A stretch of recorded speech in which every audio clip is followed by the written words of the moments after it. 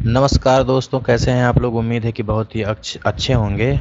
और आज हम लोग एनसीईआरटी के क्लास 10 का भूगोल की पुस्तक को पढ़ेंगे, जिसका नाम है समकालीन भारत भाग 2। भाग 2 ही है ये। क्यों, भाग 1 को हम लोग 9th में पढ़ा था, तो भाग 2 को हम लोग 10 में पढ़ेंगे। तो सबसे पहले हम लोग विषय सूची को देख लेते हैं। तो इसमें सबसे पहला चैप्टर है संसाधन एवं विकास। ठीक है, मतलब संसाधन कौन कौन से हैं, उनका विकास कैसे हुआ है। और फिर वन और वन्य जीव संसाधन, जल संसाधन, कृषि, खनिज और ऊर्जा संसाधन, वे निर्माण, उद्योग, राष्ट्रीय अर्थव्यवस्था की जीवन रेखा। कुल मिलाकर के पूरे इस 10th के इस बुक में हमें संसाधनों के बारे में पढ़ना है। तो एक बार संसाधनों के बेसिक एक अंडरस्टैंडिंग रख लेते हैं, जिससे कि पूरा चैप्टर समझने में आसान हो। तो संसाधन को कहीं ना कहीं मुख्य रूप से हम लोग 3 वर्गों में बांट सकते हैं। एक है प्राकृतिक संसाधन, दूसरा है मानव निर्मित संसाधन, तीसरा है मानव अपने आप में खुद एक संसाधन है।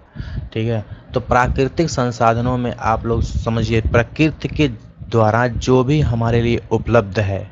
ठीक है, जैसे सभी पादप हुए, जितने भी पौधे हैं, पेड़ पालों हैं, वो हमारे लिए संसाधन का कार्य करते हैं। जितने भी खनिज हुए, ठीक है, ये एक हमारे लिए प्राकृतिक संसाधन का स्रोत है। जितने भी पेट्रोलियम गैस हुए, ठीक है, ये भी संसाधन है, प्राकृतिक संसाधन।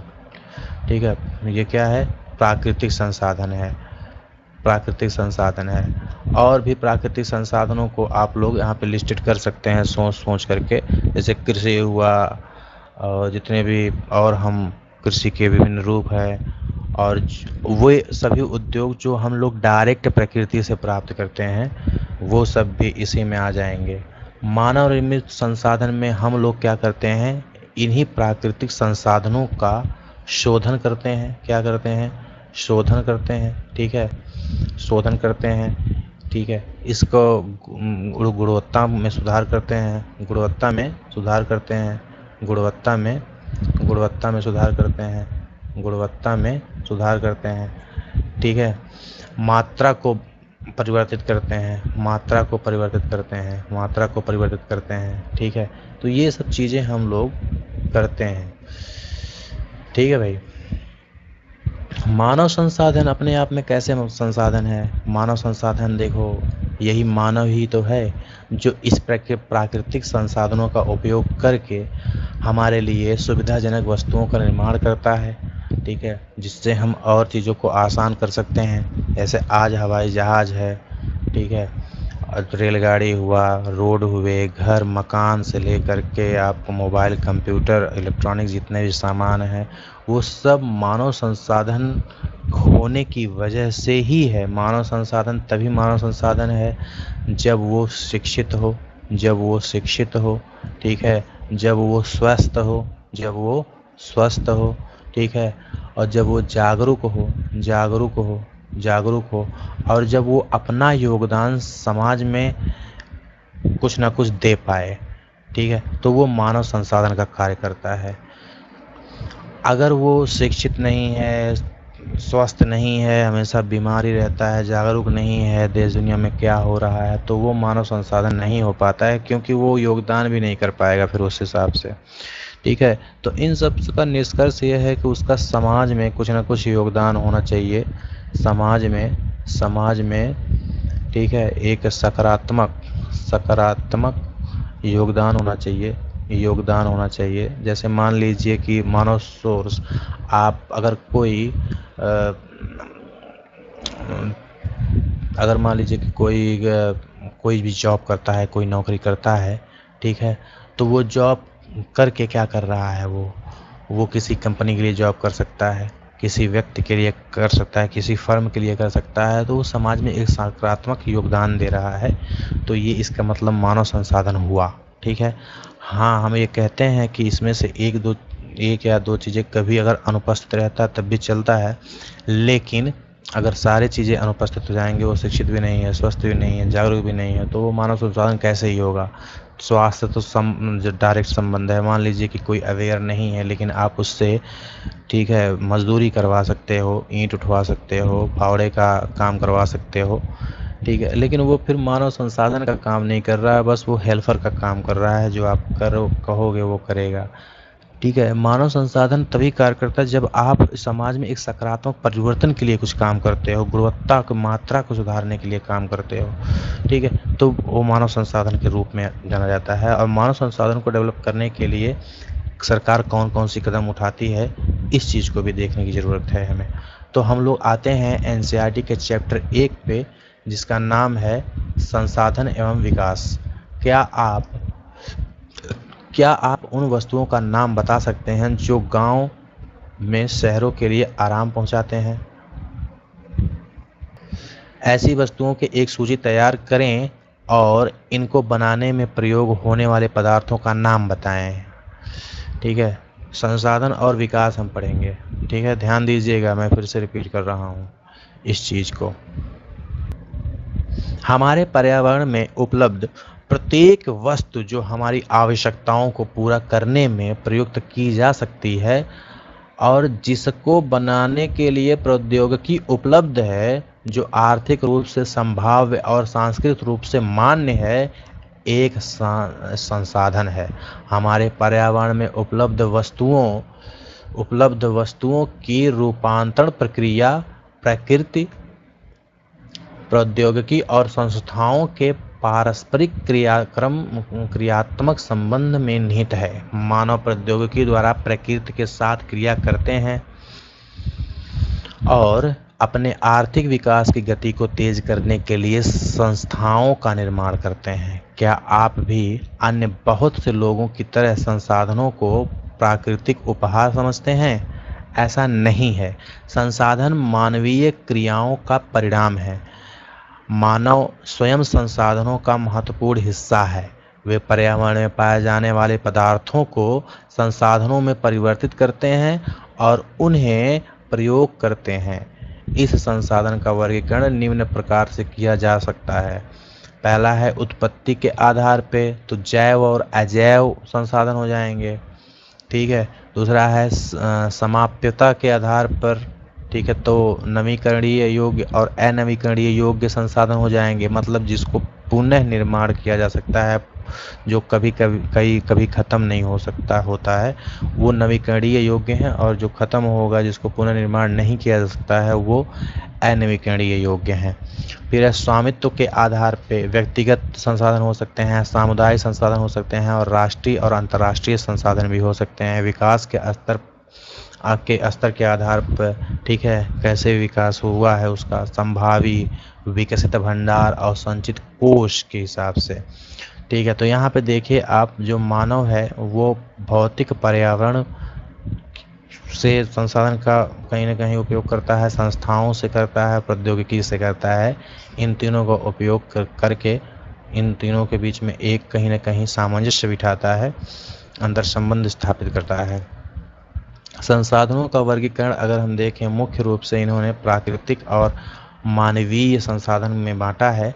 तो प्राकृतिक संसाधन में भी नवीकरणीय योग्य हैं और अनवीकरणीय। देखो, मतलब नवीकरणीय का मतलब जो रिन्यूअल है, रिन्यू कर सकते हैं या अपने आप से रिन्यू होता रहता है। जैसे अगर आप सूर्य से कोई कितना भी आप ऊर्जा प्राप्त कर लो, कितना भी सोलर पैनल लगा दीजिए आप पूरे देश में, पूरे विश्व में, लेकिन सूर्य की ऊर्जा तो ख़त्म नहीं होने वाली है भाई। ठीक है, उससे तुम ले लो जितना लेना हो, लेकिन अगर आप कोयला को, पेट्रोलियम को जलाओगे तो वो तो ख़त्म हो जाएगा। तो इस प्रकार अगर एक एग्जाम्पल कहें तो इसमें सौर ऊर्जा एक नवीकरणीय योग्य ऊर्जा है, और अनवीकरणीय ऊर्जा में आपका जितने भी ईंधन हैं, जीवाश्म ईंधन, वो सब आ जाएंगे। ठीक है, नवीकरणीय योग्य में सतत अथवा प्रवाह संसाधन कहते हैं। सतत एवं प्रवाह मतलब जो हमेशा के लिए, सतत मतलब जो चलता रहेगा, कंटिन्यू, कभी ख़त्म नहीं होने वाला है। जैसे पवन हुआ, जल हुआ, सौर ऊर्जा हुआ, ये सब चीज़ें हैं। फिर जैव है। ठीक है, जैव में कौन से प्राकृतिक वनस्पतियां हैं, प्राकृतिक वनस्पतियाँ लेकिन नवीकरणीय योग्य हैं, लेकिन अगर आप अंधाधुंध इनकी कटाई करेंगे तो फिर प्रॉब्लम होगी ना। इनको समय दीजिए, फिर से ये उगेंगे, फिर से आप उसका यूज करो, फिर से उगेंगे, फिर से वो यूज करो। ठीक है, वन्य जीव का भी आप उपयोग कर सकते हो, लेकिन इनमें आप थोड़ा सा ध्यान रखेंगे कि कहीं ना कहीं आप अंधाधुंध काम ना करो। ठीक है, अंधाधुंध काम ना करो कि उनका जो मतलब डेवलप होने का एक छोटा सा ही टाइम है, बहुत ज़्यादा वक्त तो नहीं लगता है इनको डेवलप होने में ना, तो वो वक्त तो दीजिए। अगर मान लीजिए कि कुछ पौधों को 10 साल 15 साल लगते हैं, तो उतना 15 साल दीजिए, फिर से वो उगेगा, फिर से आप उसको यूज में ला सकते हैं। ठीक है, जैसे जीवाश्म ईंधन बनने में भैया करोड़ों वर्ष लग जाते हैं, तो जीवाश्म ईंधन के लिए आप नहीं कर सकते हैं ऐसा काम, लेकिन इनके लिए अंधाधुंध अगर कटाई करेंगे तो ये भी खतरे उत्पन्न करेंगे, भले ही नवीकरणीय योग्य ऊर्जा स्रोतों में ये हैं, संसाधनों में है ये। ठीक है, अब है अनवीकरणीय योग्य में जो पुनः चक्रीय होते हैं। अनवीकरणीय में पुनः चक्रीय, जैसे इसमें धातु हैं। ठीक है, इसको पुनः आप नवीन नहीं बना सकते हैं, वो धातु वही है, हमेशा वही रहेगा। ठीक है, और अचक्रीय है जिसमें जीवाश्म ईंधन है, जिसको आप मतलब नहीं फिर से उसको रिसाइकल नहीं कर सकते हैं। एक बार जब पेट्रोल जल गया, धुआं बन के उड़ गया, तो उसके बाद कुछ नहीं हो सकता। मानवीय संसाधनों में जो संरचना एवं संसाधन हैं, जो संरचनाएं हैं और जो संस्थाएं हैं, उसका डेवलपमेंट किया गया है प्रकृति के द्वारा प्राप्त संसाधनों का सही तरीके से मात्रा और गुणवत्ता में परिवर्तन करने के लिए। तो ये इनका हस्तक्षेप है। क्रियाकलाप, प्रत्येक संवर्ग से कम 2 संसाधनों की पहचान करें। संसाधनों के प्रकार उत्पत्ति के आधार पर, जैव संसाधन और अजैव संसाधन। देखिए, इन संसाधनों की प्राप्ति जीवमंडल से होती है और इसमें जीवन व्याप्त होते हैं, जैसे मनुष्य, वनस्पति जात, प्राणी जात, मत्स्य जीवन, पशुधन आदि। ठीक है, मतलब कहने का मतलब जैव संसाधन वो सभी संसाधन हैं जिनमें जीवन हो, जिसमें लाइफ हो, जो श्वसन करते हैं। ठीक है, चाहे वो पादप हो, चाहे कोई जंतु हो, जीव हो, वो सभी ही जैव संसाधन हैं। अजैव संसाधन वे सारे संसाधन हैं जो निर्जीव वस्तुओं के बने हैं, जैसे उदाहरण चट्टाने हुए, धातुएं हुए, मिट्टी हुए। ठीक है, जल वो क्या कहते हैं, नदियाँ हुई, झील हुए, ये सब अजैव संसाधन में आते हैं। फिर है समाप्यता के आधार पर, मतलब जो समाप्त होते हैं उनके आधार पर समाप्त होते हैं कि नहीं होते हैं, इस आधार पर नवीकरणीय योग्य संसाधन वे संसाधन जिन्हें भौतिक, रासायनिक या आंतरिक प्रक्रियाओं द्वारा नवीकृत या पुनः उत्पन्न किया जा सकता है, उन्हें नवीकरण योग्य अथवा पुनः पूर्ति योग्य संसाधन कहा जाता है। उदाहरण के लिए सौर और पवन ऊर्जा, जल, वन और वन्य जीवन। इन संसाधनों को सतत या प्रवाह संसाधनों में विभाजित किया गया है। ठीक है, अब है अनवीकरणीय योग्य संसाधन। इन संसाधनों का विकास एक लंबे भूवैज्ञानिक अंतराल में होता है। खनिज और जीवाश्म ईंधन इस प्रकार के संसाधन के उदाहरण हैं। ठीक है, लंबे समय में होता है, ये छोटे समय में नहीं होता है। इनके बनने में लाखों वर्ष लग जाते हैं। इनमें से कुछ संसाधन जैसे धातुएं पुनः चक्रीय हैं, आप पुनः उनको चक्रण कर सकते हैं, पुनः यूज कर सकते हैं। और कुछ संसाधन ऐसे हैं जो जीवाश्म ईंधन हैं, जैसे जीवाश्म ईंधन वो अचक्रीय हैं, जिनको आप पुनः नहीं यूज कर सकते हैं, चक्रीय हैं, एक बार प्रयोग के साथ ही खत्म हो जाते हैं।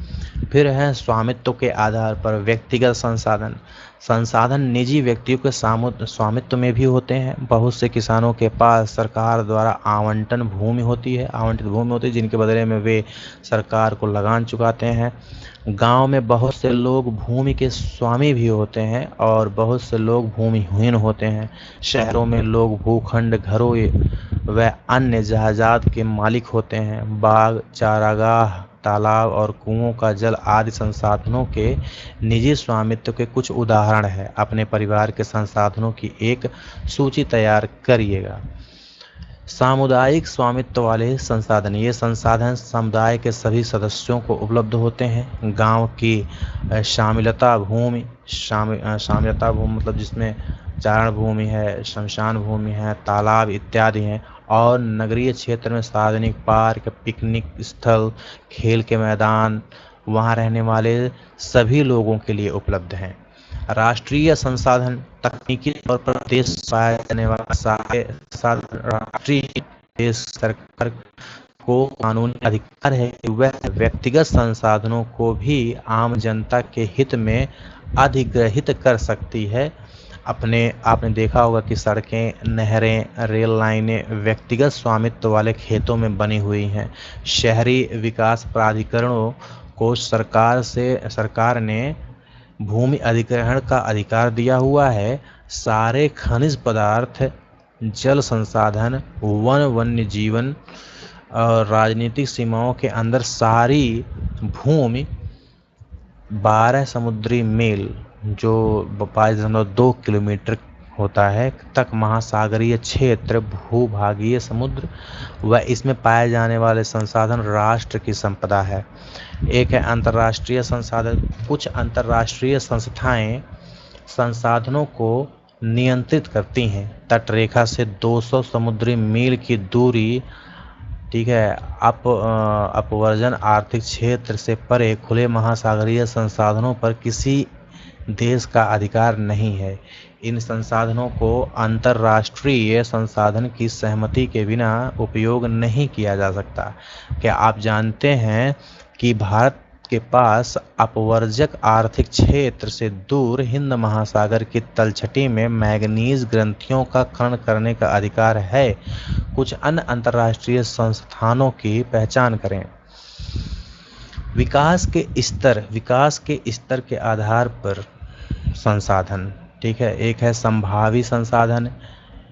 यह वे संसाधन है जो किसी प्रदेश में विद्यमान होते हैं परंतु इनका उपयोग नहीं किया गया है। उदाहरण के तौर पर भारत के पश्चिमी भाग, विशेषकर राजस्थान और गुजरात में पवन और सौर ऊर्जा संसाधनों का अपार संभावना है परंतु इनका सही ढंग से अभी विकास नहीं हुआ है।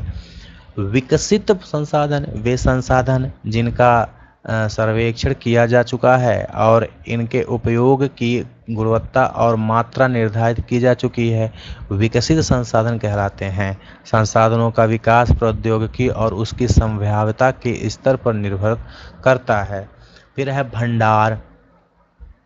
पर्यावरण में उपलब्ध वे पदार्थ जो मानव की आवश्यकताओं की पूर्ति कर सकते हैं परंतु उपयुक्त प्रौद्योगिकी के अभाव में उसकी पहुंच से बाहर है, भंडार में शामिल है, ठीक है। उदाहरण के लिए जल 2 गैसों हाइड्रोजन और ऑक्सीजन का यौगिक है। हाइड्रोजन ऊर्जा का मुख्य स्रोत बन सकता है परंतु इस उद्देश्य से इसका प्रयोग करने के लिए हमारे पास उन्नत तकनीकी ज्ञान नहीं है। ये भंडार है, बहुत बड़ा भंडार है हमारे पास, लेकिन अभी हमारे पास ज्ञान नहीं है। फिर है संचित कोश। यह संसाधन भंडार का सही हिस्सा है, ठीक है, सही हिस्सा है, जिन्हें उपलब्ध तकनीकी ज्ञान की सहायता से प्रयोग में लाया जा सकता है परंतु इनका उपयोग अभी आरंभ नहीं हुआ है। इनका उपयोग भविष्य में आवश्यकता पूर्ति के लिए किया जा सकता है। नदियों के जल को विद्युत पैदा करने में प्रयुक्त किया जा सकता है परंतु वर्तमान समय में इनका उपयोग सीमित पैमाने पर ही हो रहा है। इस प्रकार बांधों में जल, वन आदि संचित कोश हैं जिनका उपयोग भविष्य में किया जा सकता है।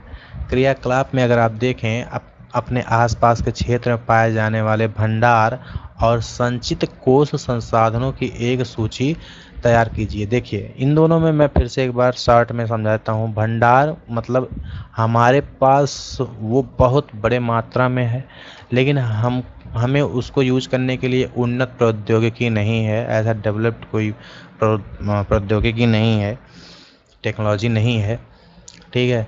और संचित हमारे पास वो चीज़ भंडार भी है हमारे साथ, वो हमारे पास इसका एक बड़े पैमाने पे मैं इसका शब्द नहीं मिल रहे हैं भाई, इसका भंडारण ही हमारे पास है बहुत बड़े पैमाने पे, और इसके साथ साथ हमारे पास तकनीक भी है, लेकिन अभी हम उसका यूज नहीं कर रहे हैं। ठीक है, उसके कई वजह हो सकते हैं, आर्थिक कारण हो सकते हैं, सामाजिक कारण हो सकते हैं, लेकिन किन्हीं वजह से अभी हम उसका पूरी तरीके से उपयोग नहीं कर रहे हैं, लेकिन ये संचित हैं, जब चाहें तो यूज कर सकते हैं।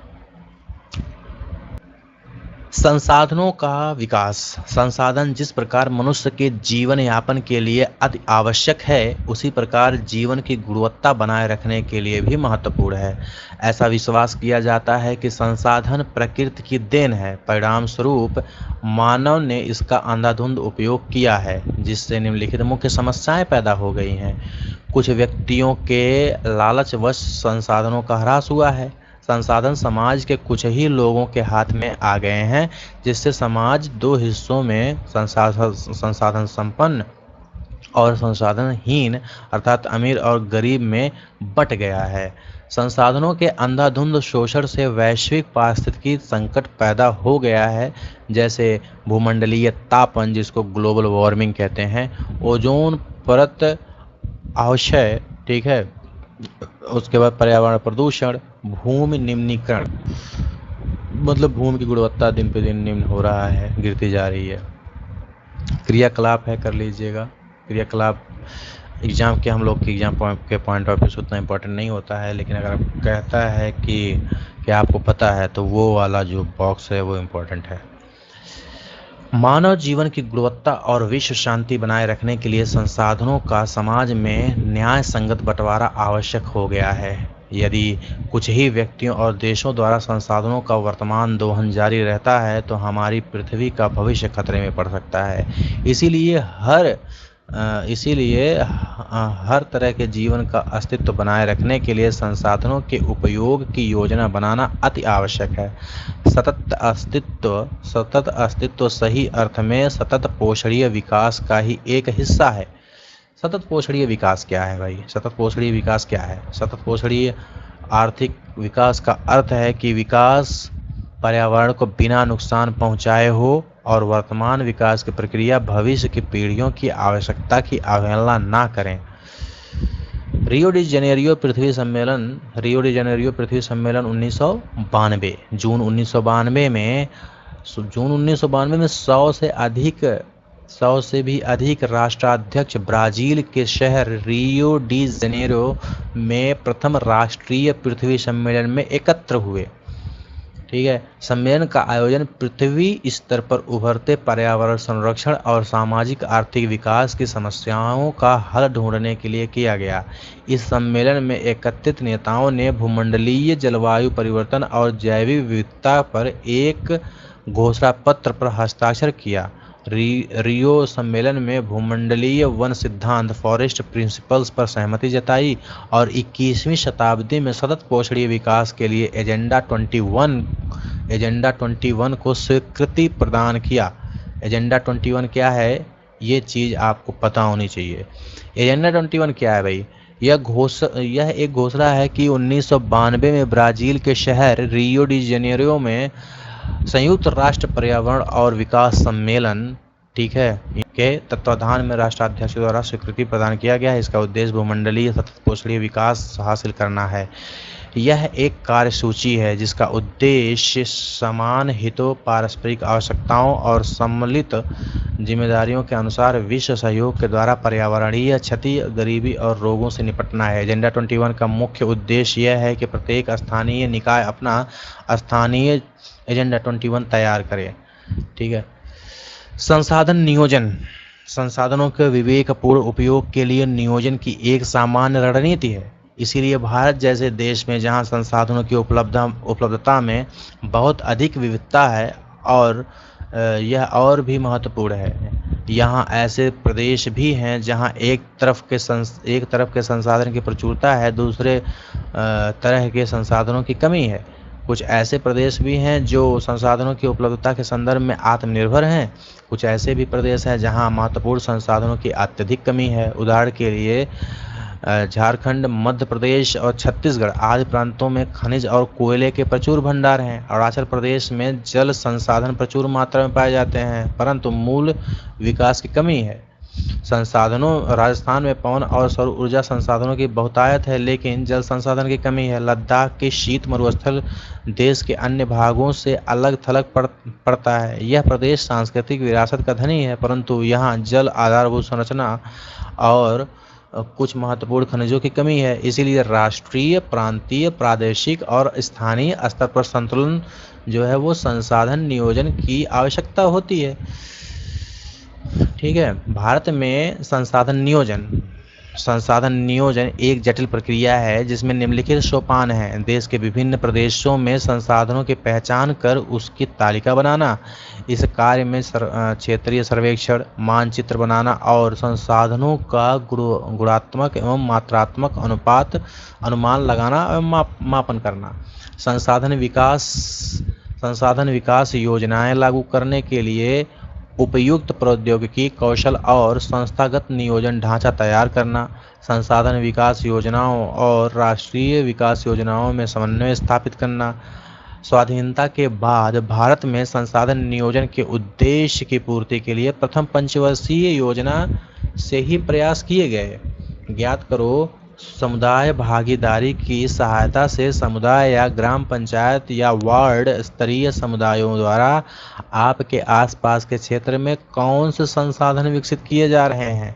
किसी क्षेत्र के विकास के लिए संसाधनों की उपलब्धता एक आवश्यक शर्त है, परंतु प्रौद्योगिकी और संसाधनों में तदनुरूपी परिवर्तनों के अभाव में मात्र संसाधनों की उपलब्धता से ही विकास संभव नहीं है।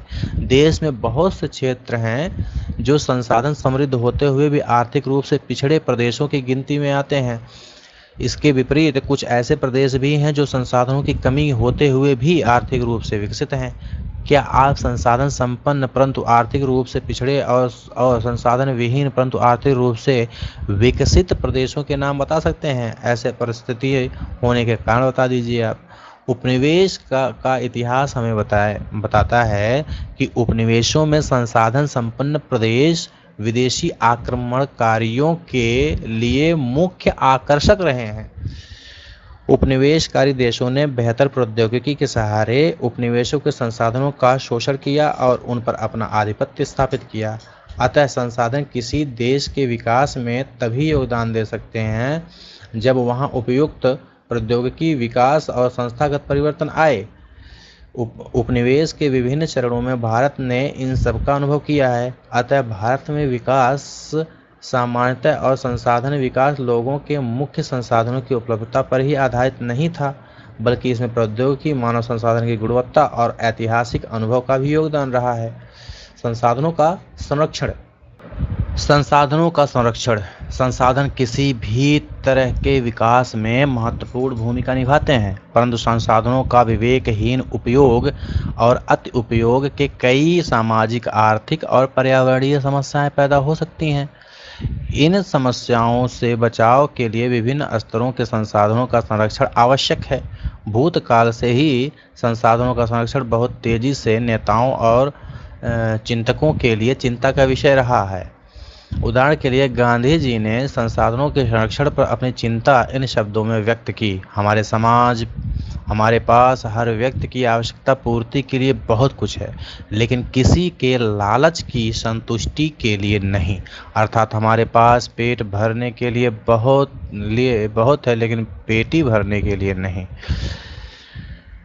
उनके अनुसार विश्व स्तर पर संसाधन ह्रास के लिए लालची और स्वार्थी व्यक्ति तथा आधुनिक प्रौद्योगिकी की शोषणात्मक प्रवृत्ति जिम्मेदार है।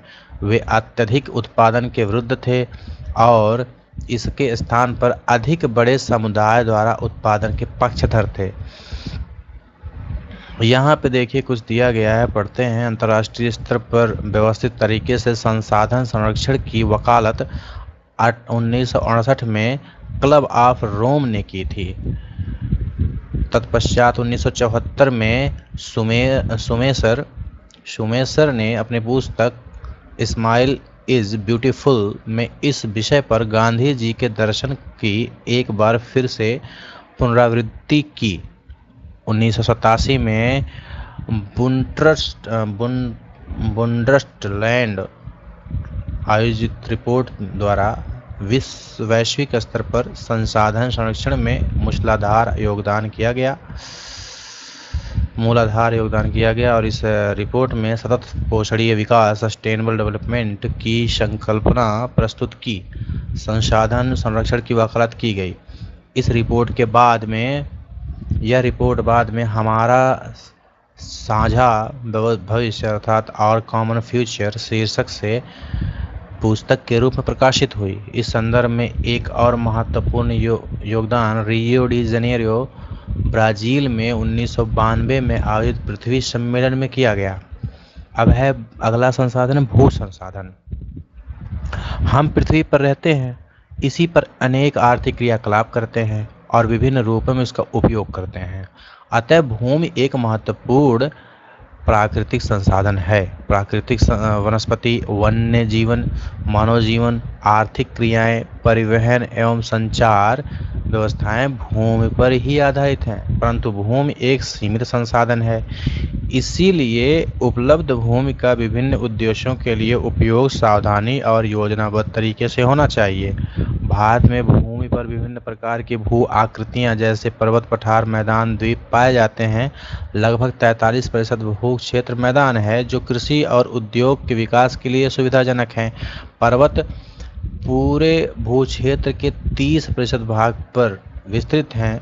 वे कुछ 12मासी नदियों के प्रवाह को सुनिश्चित करते हैं और पर्यटन विकास के लिए अनुकूल परिस्थितियां प्रदान करते हैं और पारिस्थितिकी के लिए महत्वपूर्ण है। देश के क्षेत्रफल का लगभग 27% हिस्सा पठारी क्षेत्र है। इस क्षेत्र में खनिजों, जीवाश्म ईंधनों और वनों का अपार संचय कोश है। ठीक है, 43% क्या है मैदान, 27% पठार और 30% क्या है पर्वत। यहाँ पे कुछ और डेटा दिए गए हैं, जैसे वनों का कितना % है, बंजर भूमि, कृषि योग्य भूमि कितनी है, ये सब डेटा दिए गए हैं। तो देख सकते हैं आप लोग, अगर इस पाई चार्ट में अगर हम देखें आप तो वनों का कितना है, वन देखिए 3.5% है, बंजर भूमि 12.1% और गैर कृषि परियोजना के अंतर्गत क्षेत्र जो है वो कितने हैं, वो लगभग 5% है और स्थायी चारागाह और अन्य गोचर भूमि कितने हैं वो लगभग 4.5% हैं। ठीक है, और विविध वृक्ष फसलों और उपवनों के अंतर्गत क्षेत्र जो है वो 1.5% है और ये 45.5% क्या है, 45.5% के आसपास ये क्षेत्र क्या है बताइए, शुद्ध निवल या बोया गया क्षेत्र है ये। ठीक है, वर्तमान परती है, इसमें वर्तमान परती भी है, जो इस कलर का है वो वर्तमान परती है और ये परती भूमि पर 3 कहीं न कहीं अतिरिक्त अन्य पुरातन परती है। ठीक, तो अलग अलग चीज़ें हैं। वन हमने गलत लिख दिया था, वन लगभग 18% है। तो इस तरीके से आप इसको देख सकते हैं।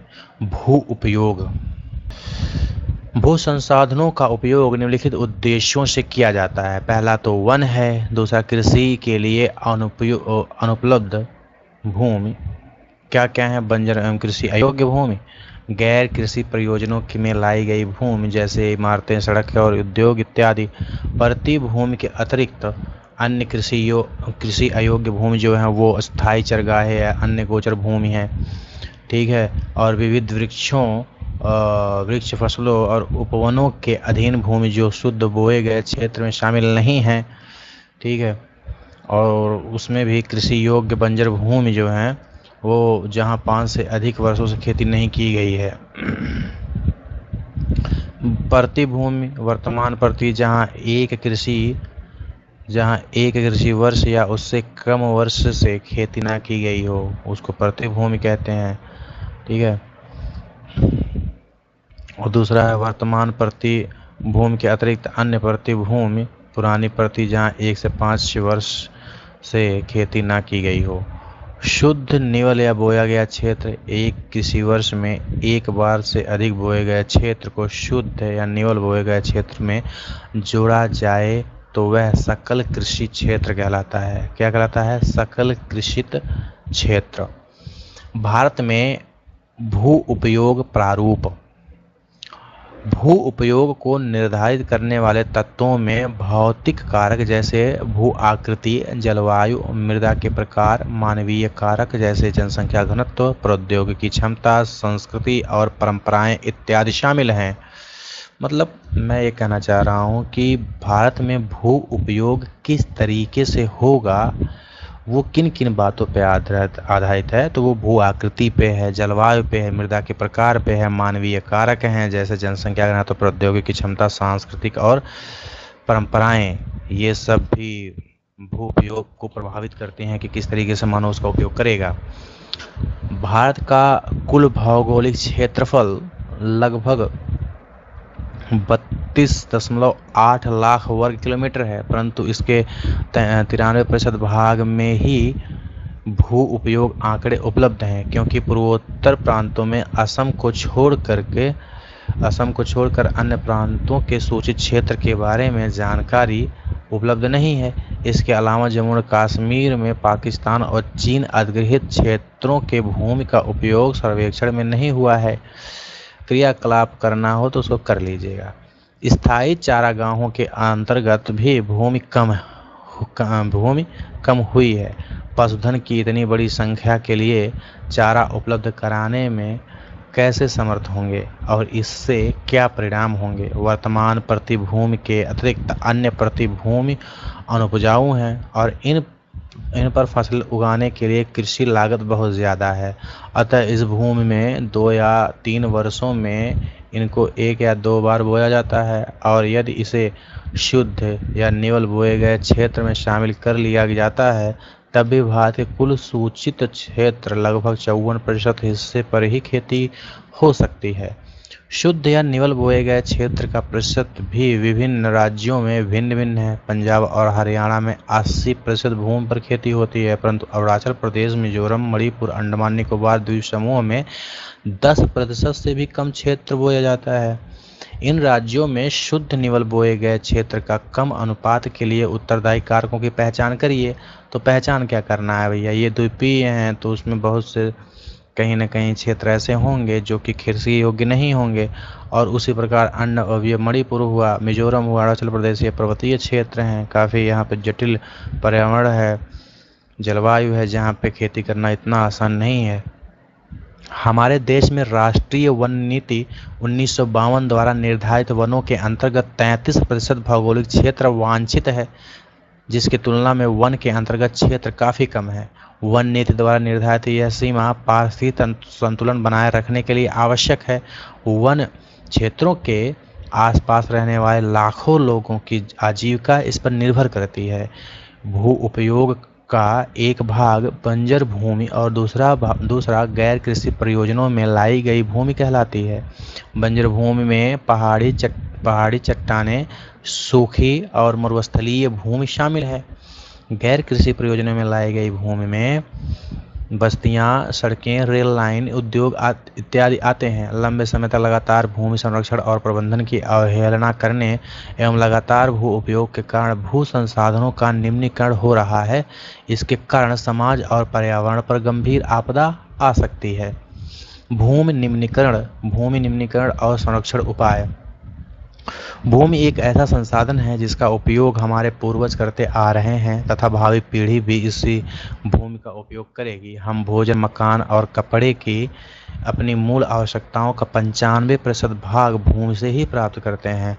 मानव कार्यकलापों के कारण न केवल भूमि का निम्नीकरण हो रहा है, बल्कि भूमि को नुकसान पहुंचाने वाले प्राकृतिक ताकतों को भी बल मिल रहा है।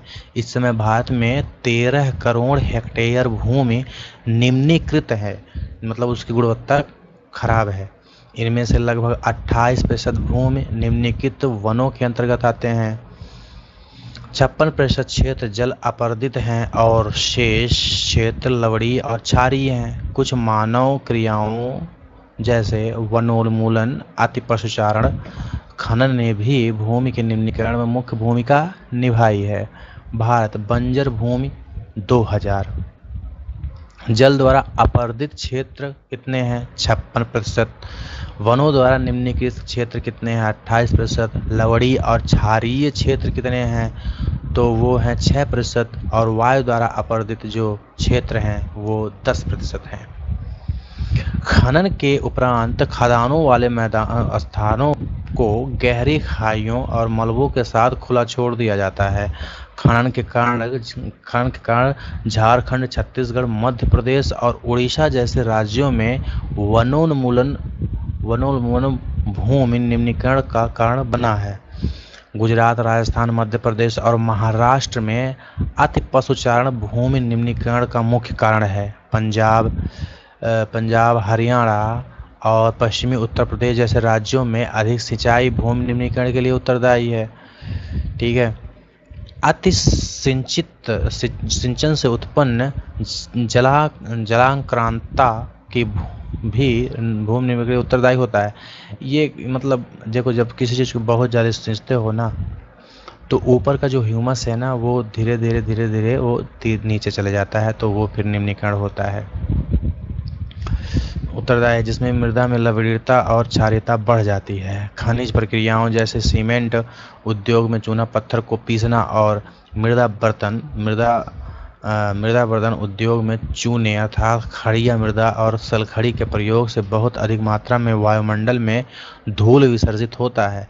जब इसकी परत भूमि पर जम जाती है तो मृदा की जल सोखने की प्रक्रिया अवरुद्ध हो जाती है, और जब अवरुद्ध हो जाएगी तो जाहिर सी बात है जो अंडरग्राउंड वाटर है वो मतलब जल धारण करने की क्षमता ज़मीन की या मिट्टी की वो खराब हो जाएगी। पिछले कुछ वर्षों से देश के विभिन्न भागों में औद्योगिक जल निकास से बाहर आने वाला अपशिष्ट पदार्थ भूमि और जल प्रदूषण का मुख्य स्रोत है।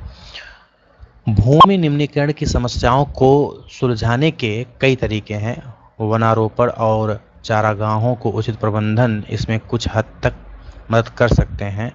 पेड़ों की रक्षक मेखला अर्थात जिसको शेल्टर बेल्ट बोलते हैं, पशुचारण नियंत्रण और रेतीले टीलों को कांटेदार झाड़ियां लगाकर स्थिर बनाने की प्रक्रिया से भी भूमि कटाव की रोकथाम शुष्क क्षेत्रों में की जा सकती है। बंजर भूमि के उचित प्रबंधन, खनन नियंत्रण और औद्योगिक जल को परिष्कृत के पश्चात विसर्जित करके जल और भूमि प्रदूषण को कम किया जा सकता है। मृदा संसाधन।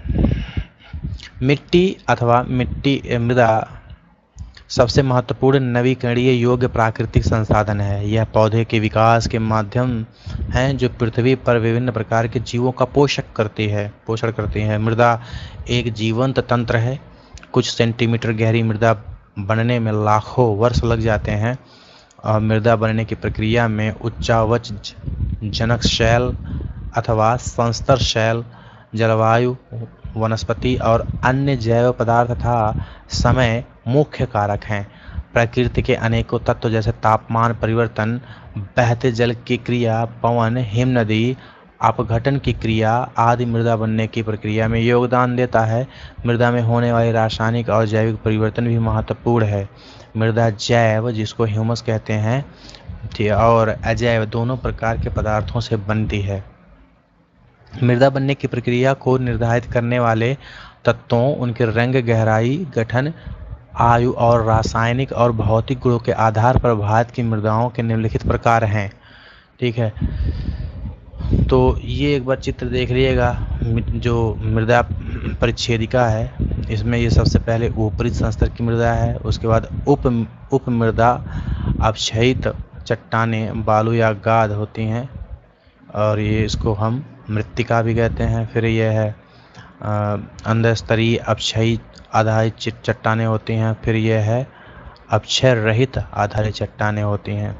ठीक है, जहाँ पे मतलब कोई अपक्षय नहीं हुआ है।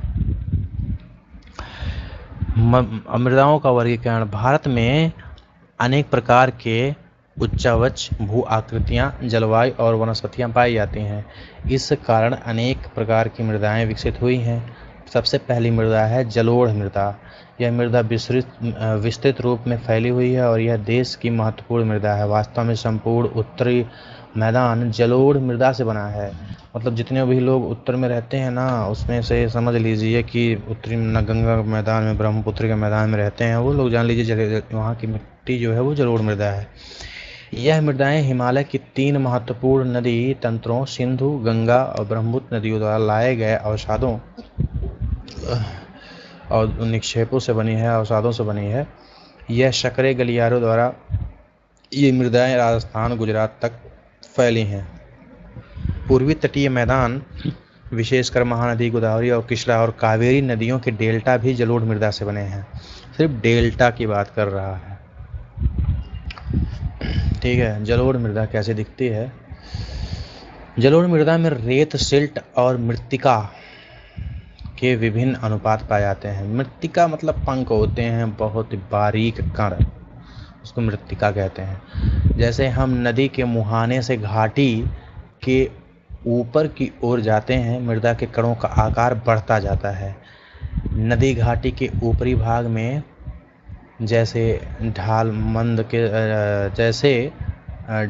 भंग के समीप मोटे कण वाली मृत्तिकाएं पाई जाती हैं। ऐसी मृदाएं पर्वतों के तलहटी पे बने मैदानों जैसे द्वार, चों क्षेत्र और चराई के में आमतौर पर पाई जाती है, तराई में पाई जाती है। कणों के आकार और घटकों के अलावा मृदाओं की पहचान उनकी आयु से भी की जाती है। आयु के आधार पर जलोढ़ मृदाएं 2 प्रकार की हैं। पुराना जलोढ़ को बांगर कहते हैं और नया जलोढ़ को खादर कहते हैं। बांगर मृदा में कंकड़ ग्रंथियों की मात्रा ज़्यादा होती है और खादर मृदा में बांगर मृदा की तुलना में ज़्यादा महीन कण पाए जाते हैं। जलोढ़ मृदाएं बहुत ही उपजाऊ होती हैं। अधिकतर जलोढ़ मृदाएं पोटाश, फास्फोरस, चूना युक्त होती हैं, जो इनको गन्ने, चावल, गेहूं और अन्य अनाजों जैसे दलहन फसलों की खेती के लिए उपयुक्त बनाती हैं।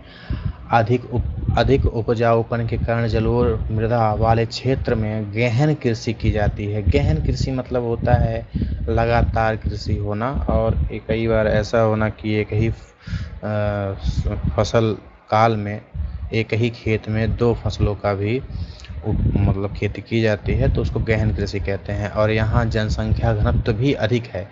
सूखे क्षेत्र की मृदाएं अधिक क्षारीय होती हैं। इन मृदाओं का सही उपचार और सिंचाई, इसके लिए पैदावार बढ़ाई जा सकती है सिंचाई करके। काली मृदा, इन मृदाओं का रंग काला है और इन्हें रेगर मृदा भी कहा जाता है। काली मृदा कपास की खेती के लिए उचित समझी जाती है। काली कपास मृदा के नाम से भी जाना जाता है। यह माना जाता है कि जलवायु और उनके शैलों ने काली मृदा बनने में महत्वपूर्ण योगदान दिया है। इस प्रकार की मृदा दक्कन पठार बेसाल्ट क्षेत्र के उत्तर पश्चिम भागों में पाई जाती है और लावाजनक शैल से बनती है। ये मृदाएं महाराष्ट्र, सौराष्ट्र, मालवा, मध्य प्रदेश, छत्तीसगढ़ के पठार पर पाई जाती है और दक्षिण पूर्व दिशा में गोदावरी और नदियों की घाटियों तक फैली हुई है। यही है काली मृदा। काली मृदा बहुत महीन कणों अर्थात मृत्तिकाओं से बनी है। इनकी नमी धारण करने की क्षमता बहुत ज़्यादा होती है। इसके अलावा ये मृदाएं कैल्शियम कार्बोनेट, मैग्नीशियम, पोटास और चूने जैसे पौष्टिक तत्वों से परिपूर्ण होती है, परंतु इसमें फास्फोरस की मात्रा कम होती है। गर्म और शुष्क मौसम में इन मृदाओं में गहरी दरारें पड़ जाती है, जिनसे इसमें अच्छी तरह वायु मिश्रण हो जाता है। गीली होने पर ये मृदाएं चिपचिपी हो जाती हैं और इनको जोतना मुश्किल हो जाता है। इसीलिए इनकी जुताई मानसून प्रारंभ होने की पहली बौछार से शुरू कर दी जाती है। लाल और पीली मृदा। लाल मृदा दक्कन पठार के पूर्वी और दक्षिणी हिस्से में रवेदार आग्नेय चट्टानों पर कम वर्षा वाले भागों में विकसित हुई है। लाल और पीली मृदाएं उड़ीसा, छत्तीसगढ़, मध्य गंगा मैदान, के दक्षिणी छोर पर और पश्चिमी घाट में पहाड़ी पद पर पाई जाती है। इन मृदाओं का लाल रंग रवेदार आग्नेय और रूपांतरित चट्टानों के लौह धातु के प्रसार के कारण होता है। इनका पीला रंग इसमें जल योजन के कारण होता है। लैटराइट मृदा। लैटराइट शब्द ग्रीक भाषा के शब्द लेटर से लिया गया है, जिसका अर्थ है ईंट। लैटराइट मृदा का निर्माण उष्णकटिबंधीय तथा उपोष्णकटिबंधीय जलवायु क्षेत्र में आर्द्र और शुष्क ऋतुओं के एक के बाद एक आने के कारण होता है। यह भारी वर्षा से अत्यधिक निक्षालन लीचिंग, ठीक है, निक्षालन मतलब होता है जैसे ऊपर के जो ह्यूमस है ना वो बह जाते हैं, तो उसी को लीचिंग कहते हैं, या नीचे धरातल में चले जाते हैं, ठीक है। लैटराइट मृदा अधिकतर गहरी और अम्लीय, जिसका मतलब पीएच मान 6 से ज़्यादा 6 से कम होता है, और इसमें सामान्यतः पौधे के पोषक तत्व की कमी होती है। यह अधिकतर दक्षिण राज्यों, महाराष्ट्र के पश्चिमी घाट क्षेत्रों, उड़ीसा, पश्चिम बंगाल के कुछ क्षेत्रों और उत्तर पूर्वी प्रदेशों में पाई जाती है, जहां इस मिट्टी में पर्णपाती और सदाबहार वन मिलते हैं। वहाँ इसमें ह्यूमस पर्याप्त रूप में पाया जाता है, लेकिन विरल वनस्पति और अर्ध शुष्क पर्यावरण में इसमें ह्यूमस की मात्रा कम होती है। ऐसा क्यों होता है? क्योंकि यहाँ से ह्यूमस सारे अत्यधिक वर्षा की वजह से बह जाते हैं। स्थल स्वरूपों पर उनकी स्थिति के अनुसार उसमें अपरदन तथा भू निम्नीकरण की संभावना होती है। मृदा संरक्षण की उचित तकनीक अपनाकर इन मृदाओं पर कर्नाटक, केरल और तमिलनाडु में चाय और कॉफ़ी उगाई जाती है। तमिलनाडु, आंध्र प्रदेश और केरल की लाल लैटराइट मृदाएं काजू की फसल के लिए अत्यधिक उपयुक्त हैं। फिर है मरुस्थलीय मृदा। मरुस्थलीय मृदा का रंग लाल और भूरा होता है। ये मृदाएं आमतौर पर रेतीली और लवणीय होती हैं।